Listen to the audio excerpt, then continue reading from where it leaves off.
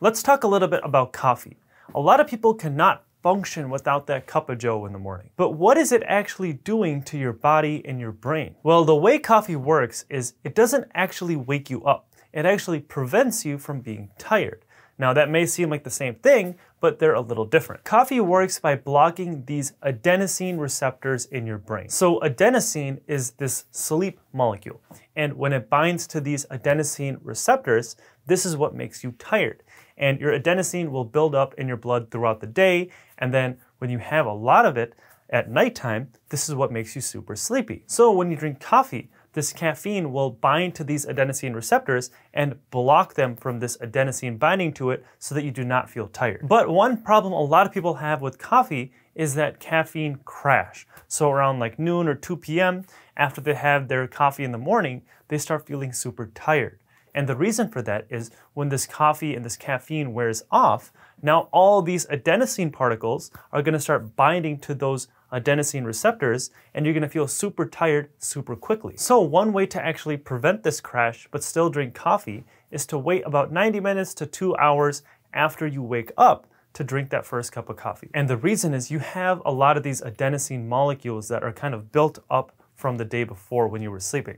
So if you just drink coffee right away, you are not letting that adenosine or those sleep molecules clear away. So now once that coffee wears away, like around 2 p.m., all those leftover adenosine particles are going to bind to those receptors and make you super tired. But if you wait a couple hours after you wake up, those leftover adenosine particles are going to kind of dissipate and go away. So now if you drink coffee after a couple hours and the coffee wears away, you're not going to have that crash. Your adenosine is still going to build up throughout the day and you're still going to be tired at night, but it's not going to be like a big overload of those adenosine particles all at once. Now, why do people even drink coffee in the first place?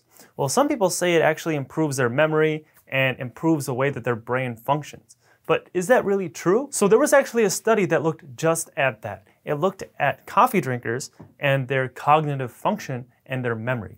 And it was a pretty big study. It studied about over 300,000 people. And what they found is actually pretty interesting. Drinking coffee does not improve or hurt your ability to function as a whole or even your memory. So in terms of your brain's performance, drinking coffee is indifferent. So does that mean that drinking coffee is useless? Well, no. I mean, why do people say, don't talk to me until I've had my coffee in the morning? If you drink coffee correctly, it'll still help keep you awake, or in other words, prevent you from being tired. But it's really important that you drink coffee correctly, because if you do it incorrectly, that's when it'll start messing up your sleep. There is plenty of research that shows that if you drink too much coffee, it's gonna hurt your sleep. It's gonna make it harder to fall asleep, and it's also gonna make your sleep quality worse. So now when you wake up in the morning, even if you slept 8 hours, since that quality of sleep was so bad, you're still gonna be tired, and now you're gonna need that coffee even more. So this is the other problem with coffee. It's very addictive. So the key with drinking coffee is you don't wanna drink it too early, you also don't wanna drink it too late, and you also don't wanna drink too much of it. Coffee has a very long half-life. That means it takes a really long time for it to clear out of your body. So if you wanna drink coffee, you want it to be about 8 to 10 hours before you go to bed.